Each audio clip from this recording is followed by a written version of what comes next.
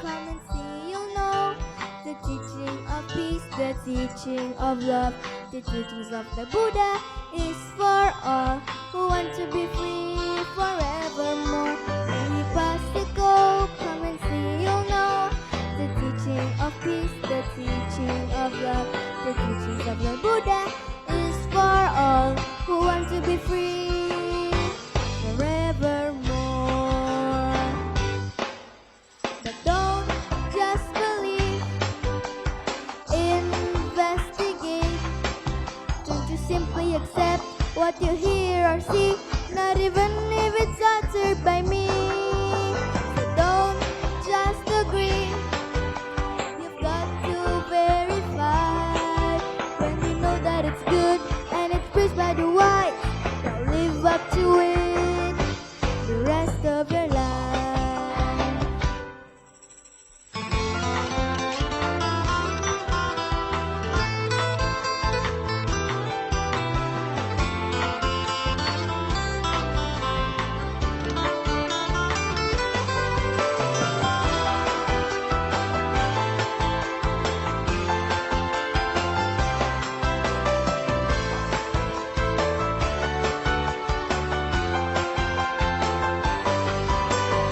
Don't just believe,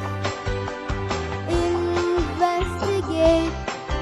Don't you simply accept what you hear or see, not even if it's uttered by me. So don't just agree, you've got to verify.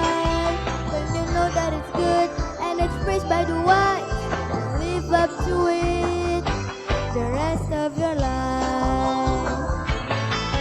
Ehipasiko, come and see, you'll know the teaching of peace, the teaching of love, the teachings of the Buddha is for all who want to be free forevermore.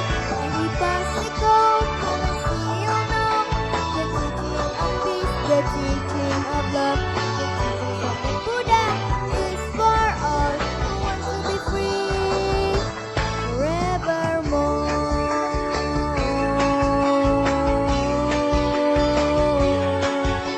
The teachings of the Buddha is for all who want to be free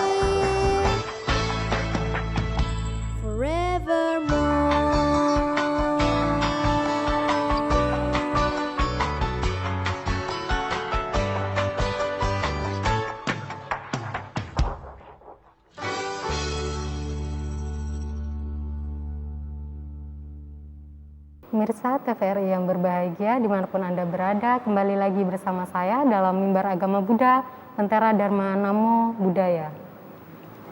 Baik, kita telah bersama-sama tadi menyaksikan penampilan lagu Buddhis dari adik kita, Jovin, dengan judul Ehipasiko. Sekarang kita akan lanjutkan pembicaraan Dhamma kita bersama dengan narasumber kita tentang memaknai Magga Puja. Tentu saja kita telah kedatangan narasumber yang luar biasa. Ada Bante Upasanto di sini. Namo Buddhaya, Bante. Namo Buddhaya. Ya. Bante, kemarin kita tanggal 16 Februari sudah merayakan Hari Magga Puja. Ya, Bante. Bisa tolong dijelaskan, Bante, sebenarnya makna apa yang terkandung dalam Hari Magga Puja itu, Bante? Iya, baik. Terima kasih. Ya. Ya, para Bapak Ibu Saudara, ya, dimanapun berada, ya, Namo Buddhaya, Suki Hotu. Namo Buddhaya. Ya, Magga Puja, Magga itu sendiri adalah nama bulan. Bulan, oh Ya, iya. jadi bulan ke-11. Nah, maka Magga Puja yang ditandai dengan beberapa ciri yang terjadi hanya satu kali di zaman Sang Buddha, maka hari itu menjadi hari besar, salah satu hari besar agama Buddha. Iya, Nah, 4 ciri ada di Magga Puja tersebut. Ya. Yang pertama adalah pada pertemuan itu hadir 1250 biku. Iya. Kemudian para biku tersebut adalah orang yang telah mencapai tingkat kesucian arahat. dan ditabis oleh Sang Buddha sendiri langsung ya, dengan Ehibiku Upasampada. Kemudian 1250 biku tersebut hadir tanpa diundang ya. Memang beliau mereka hadir secara serentak ya. Nah, lalu Sang Buddha pada pertemuan itu juga melakukan Wisudi Uposatha dan membabarkan Owada Patimokkha. Nah, itulah beberapa ciri atau tanda yang sangat langka sekali ya di zaman sekarang untuk mengumpulkan 1250 biku ya. Terlebih lagi itu berkumpulnya tanpa diundang. Nah, itu sesuatu yang luar biasa. Nah, jadi pada pertemuan itu memang pertemuan yang sangat langka sekali ya. Terjadi hanya satu kali ya, di zaman Sang Buddha. Nah, itulah dari sejak itu sampai sekarang ya sudah 2500 tahun lebih ya. Ya, umat Buddha merayakan hari raya Magha Puja tersebut. Iya, Bante, lebih tepatnya itu hari raya Magha Puja itu apakah diperingati atau dirayakan, Bante, yang lebih tepatnya? Kita memperingati. Memperingati. Berarti, kemudian kita merayakan, ada yang secara sederhana, ada yang agak sedikit berbeda gitu ya. Jadi banyak acara-acara atau kegiatan di wihara misalnya, bisa juga dirayakan. Itu artinya hal tersebut, Bante, itu tidak mungkin lagi terjadi di masa sekarang, Bante, karena sulit terjadi. Iya, karena dari yang Bante katakan tadi yang lebih menarik lagi, saya tangkap itu dari 1250 biku tersebut hadir tanpa diundang ya, Bante? Tanpa diundang. Tanpa ada pemberitahuan. Nah, seperti yang Bante katakan sudah mencapai arahat. Apakah maksudnya sudah mencapai arahat itu punya kesaktian yang lain atau kesaktian bagaimana, Bante? Kenapa bisa datang tanpa diundang secara berserentak begitu? Iya, terutama kesaktian membersihkan kekotoran batinnya sendiri. Itu kesaktian yang luar biasa. Kemudian dari 1250 biku ini, kalau kita membaca di kitab ya, di literatur Buddhis, mereka sudah memiliki kemampuan batin ya. Jadi kemampuan batinnya tidak hanya membersihkan kekotoran batin, tapi juga disebutkan memiliki calabinya, 6 kemampuan batin. Iya. Apa yang dimaksud 6 kemampuan 6 batin kemampuan itu batin ini misalnya seperti merubah dari satu menjadi banyak, dari banyak wujud menjadi satu kembali. Iya. Kemudian bisa berjalan di atas air seperti berjalan di atas tanah. Iya. Seperti itu misalnya. Jadi kemampuan batin yang seperti itu misalnya. Iya. Kalau misalnya di zaman dulu, zaman Buddha tersebut punya beberapa banyak kemampuan seperti yang Bante sebutkan tadi, Bante.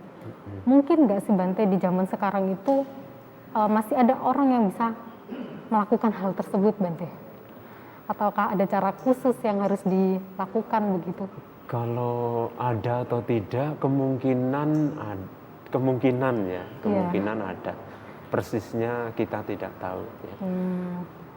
Karena kemampuan batin seperti itu, kemampuan batin yang bisa dikatakan sifatnya duniawi, masih duniawi. Bisa ya, dalam dipelajari arti, berarti ya, Bante? Bisa dipelajari, bisa dicapai, tetapi juga bisa luntur. Ya, bisa luntur ya. Jadi karena kemampuan itu bisa dipelajari, ya itu artinya setiap individu memiliki potensi ya, memiliki potensi bisa mempelajari ya. Ya tentu saja dengan usaha yang tekun ya, yang giat. Oh ya. yang sungguh-sungguh. Bante kembali lagi ke tentang Magga Puja tadi. Bante menyebutkan bahwasanya saat itu Buddha membabarkan tentang Owada Patimokkha. Iya. Bante bisa tolong dijelaskan kepada kita semua, pemirsa yang di rumah pastinya ada yang masih belum tahu apa itu Owada Patimokkha. Bante boleh tolong dijelaskan sedikit? Iya, baik. Owada Patimokkha yang Sang Buddha ajarkan mengenai sila, ya, kemoralan, kemudian samadhi atau meditasi, ya, kemudian panya, kebijaksanaan. Nah, jadi itu secara garis besar, ya. Kemudian Sang Buddha menjelaskan lebih terperinci. Jadi sila yang tingkatnya dasariyah, ya. Kemudian sila yang tingkatannya lebih tinggi. Nah, jadi yang dasariyah atau tingkat dasar itu dibabarkan atau lebih ditekankan kepada, ya sebenarnya tidak hanya kepada umat berumah tangga, ya, tetapi juga para biku, ya, para bikuni, ya, samanera, ya.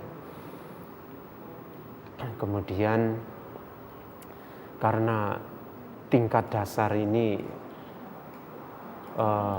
disebutkan ada 5, jadi ada Pancasila Buddhis. Nah, maka Pancasila Buddhis atau 5 aturan kemoralan ini dijalankan, dilatih oleh mereka yang umat berumah tangga, Bapak Ibu, saudara-saudari sekalian. Tetapi untuk yang tingkat lebih tinggi, yaitu Patimokkha, ya, yang biasa dijalankan oleh para biku. Iya, berarti yang dari jumlahnya itu sampai ya 200 lebih itu. Berarti dari Hari Magga Puja itu sendiri, Bante, kita tidak hanya bermakna bagi para biku, tetapi juga bisa kita maknai sebagai perumah tangga. Contohnya saya gitu, Bante. Apa yang bisa saya teladani begitu, Bante, misalnya?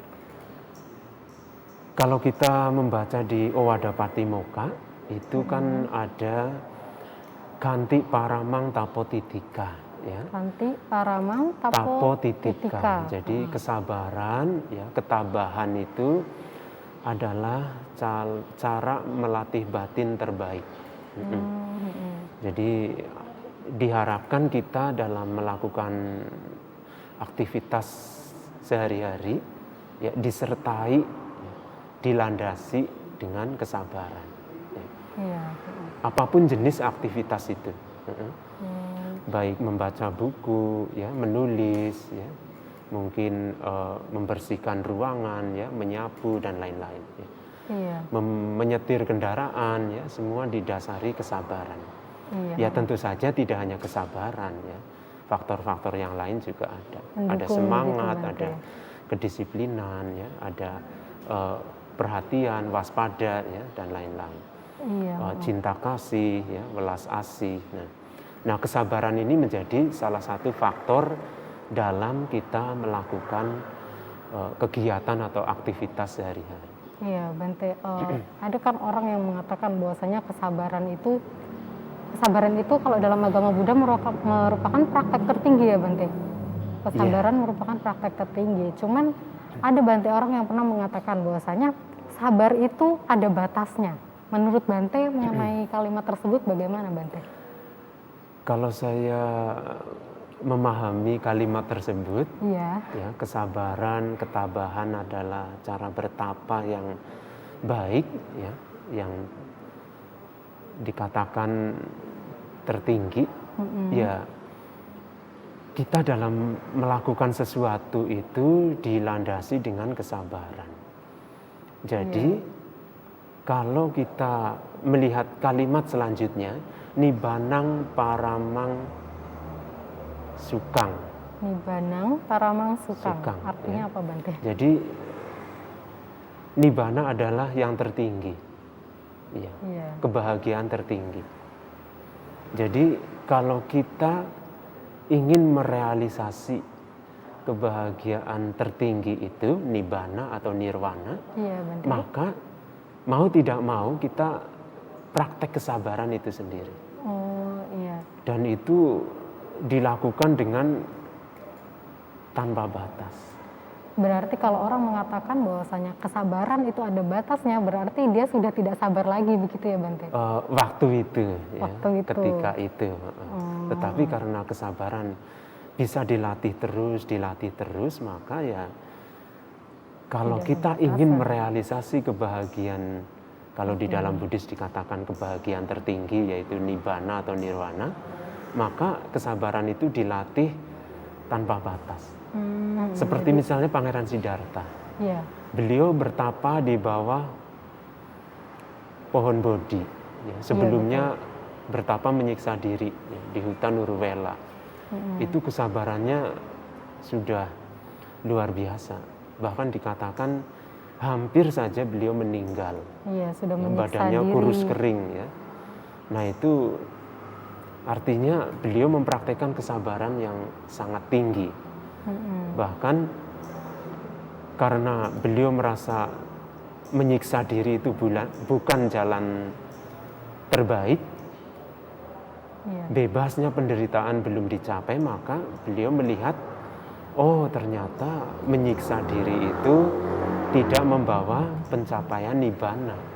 Iya. Sehingga muncullah ya, mata kebijaksanaan. Ya.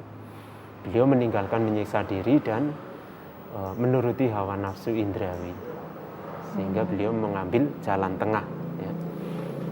Meninggalkan kesenangan indrawi dan meninggalkan penyiksaan diri. Nah maka ya pada akhirnya beliau mencapai pencerahan. Pencerahan sempurna. Itu berkat ya kesabaran juga. Iya, berkat kesabaran beliau sehingga beliau bisa mencapai pencerahan sempurna begitu ya Disebutkan juga pada malam pencerahannya, menjelang malam pencerahannya kan beliau mendapat gangguan ya, godaan dari Mara, kami sebutnya Mara, Bante. yang ya godaannya luar biasa. Itu tentu saja butuh kesabaran tingkat tinggi. Ya. Iya. Kalau tidak sabar mungkin hari ini kita tidak kenal Tidak Dhamma, kenal mungkin. Dhamma, karena Dhamma beliau yang ajarkan begitu ya Iya. Bante. Iya Bante. Kalau dari Magga Puja sendiri Bante, seperti yang Bante katakan tadi kan ada 4 yang kita peringati di hari Magga Puja.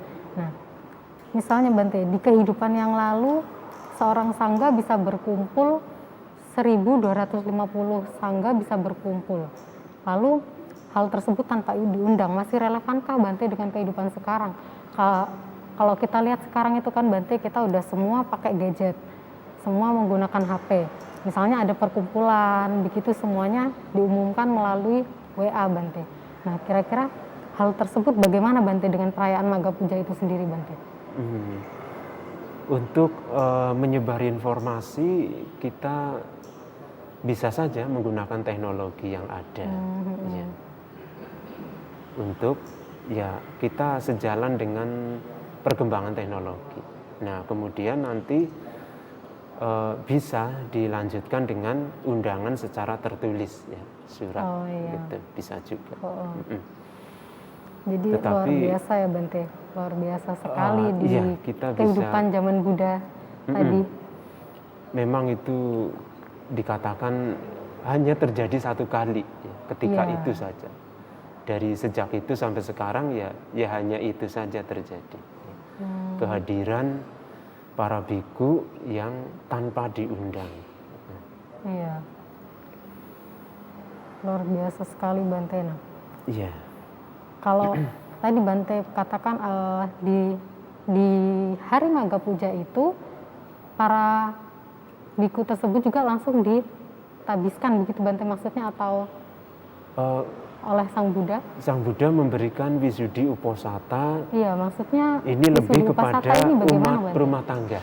Oh, iya, jadi kalau sekarang kan ada umat yang datang ke wihara, kemudian mereka ingin menjalankan Uposatha Sila ya, di bulan gelap dan bulan terang ya, sebulan 2 kali.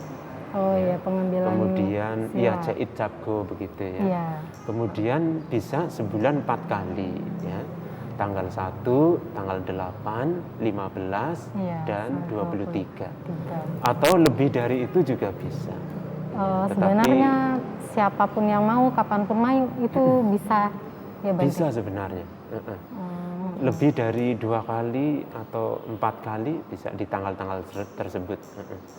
Tetapi mengingat umat berumah tangga ini kan banyak aktivitas yang menggunakan energi ya, tenaga. Jadi kalau atas silanya menjalankan 8 latihan sila terlalu banyak mungkin agak mengganggu kesehatan tubuh ya, jasmani. Sehingga untuk latihan biasanya bertahap ya. Sebulan 2 kali jait cabgo atau 4 kali. Bante, kalau dari Magga Puja itu sendiri Bante, sebenarnya makna yang paling mendalam yang bisa kita ambil itu apa sih Bante? Pertama kita merenungkan. Ya. Merenungkan ajaran yang sudah dibabarkan oleh Sang Buddha. Ya. Dalam hal ini kan Owada Patimokkha. Ya. Beliau menjelaskan tentang sila atau kemoralan yang tingkat dasar, kemudian menjelaskan sila yang tingkat lebih tinggi. Kemudian menjelaskan samadhi yang tingkat dasar dan tingkat yang lebih tinggi. Kemudian menjelaskan panya kebijaksanaan yang tingkat dasar dan tingkat yang lebih tinggi. Ya. Jadi kita diharapkan dapat memahami Dhamma yang sudah diajarkan Sang Buddha, oleh Sang Buddha. Secara teori kita berusaha memahami, ya, supaya kita mengerti ini Dhamma ini dibabarkan maksudnya apa, begitu ya. Nah, setelah kita mengerti secara teori, memahami, ya, kemudian ya kita jalankan dalam hidup sehari-hari. Sehingga karena ada teori Dhamma yang dipelajari, ya ada pemahaman yang tadinya beranggapan misalnya yang Pancasila Buddhis ya, sila yang pertama membunuh makhluk hidup itu misalnya ada yang berpandangan ya tidak masalah begitu ya. Ada nyamuk ya nempel di tangan kemudian langsung ditepok gitu ya. Nah, tapi setelah mengerti Dhamma, nah bisa menahan diri ya, bisa sabar gitu ya. Tahan dulu, jangan langsung ditepok ya. Tetapi sadar dulu, oh ada nyamuk nempel di tangan, hinggap di tangan. Lalu karena kita menyadari lebih dulu, maka ya kita ingat Dhamma itu. Kalau membunuh makhluk hidup itu tidak sesuai dengan Pancasila Buddhis yang pertama ya. Nah, maka orang itu menjadi menahan diri. Oh, jangan buru-buru ditepok ya. Karena nanti akibatnya ya nyamuk tersebut bisa mati ya. Kalau mati ya artinya melakukan pembunuhan makhluk hidup. Nah, jadi artinya kita berpraktek kesabaran. Selain kesabaran, kita juga berpraktek cinta kasih metta ya. Cinta kasih yang sifatnya kita kembangkan ke semua makhluk ya, tanpa pilih-pilih. Nah, kemudian juga kita mempraktekkan welas asih ya, karuna ya. Welas asih. Kita memiliki rasa kasihan ya terhadap makhluk-makhluk hidup. Jadi meskipun nyamuk itu kecil ya, tetapi dia juga makhluk hidup juga ya. Yang kita tidak sembarangan membunuhnya begitu ya, menyiksa. Setiap makhluk hidup pasti punya keinginan untuk hidup Bante. Untuk hidup, untuk menikmati kebebasan, ketentraman dan lain sebagainya. Kita sebagai manusia tidak memiliki hak untuk mengambil kehidupan tersebut. Iya. Sebisa mungkin kita berusaha menyelamatkan, ya, mengondisikan supaya ya kita sesama makhluk hidup memberikan kondisi-kondisi yang aman ya, yang bisa kita ya kita bisa hidup berdampingan begitu ya. Mereka menginginkan kedamaian, kita juga ya, menginginkan kedamaian ya. Kita tidak ingin disakiti ya, mereka juga sama ya. Tidak ingin disakiti apalagi dibunuh. Nah, jadi praktek Pancasila Buddhis itu yang tidak bisa ditinggalkan sebenarnya. Iya, sangat penting bagi kita umat Buddha begitu sekali. Ya, Bante. Dan itu tidak bisa dikurangi karena jumlahnya sudah 5 itu ya, berlatih menghindari pembunuhan makhluk hidup, menghindari pencurian, menghindari berzina, menghindari berbohong dan menghindari mabuk-mabukan. Iya, Nah itu Bante. Jadi tentang memaknai Maga Puja ini sendiri, Bante, dari apa yang sudah Bante jelaskan tadi, bolehkah Bante minta tolong untuk simpulkan sedikit dari apa yang Bante terangkan tadi tentang memaknai Maga Puja? ya baik. Maga Puja mengingatkan kita pada ajaran Sang Buddha.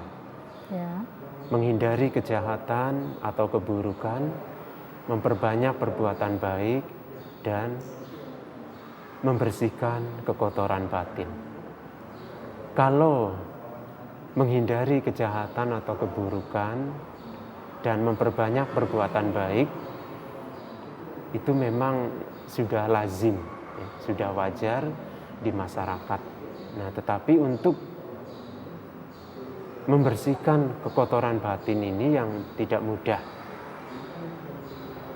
Nah, untuk itulah ya, kita, ya Bapak Ibu Saudara, ya dimanapun berada, hendaknya ya, selalu merenungkan, ya, merenungkan bahwa kita selagi memiliki kesempatan, ya, masih ada kesempatan untuk menghindari kejahatan, hindarilah.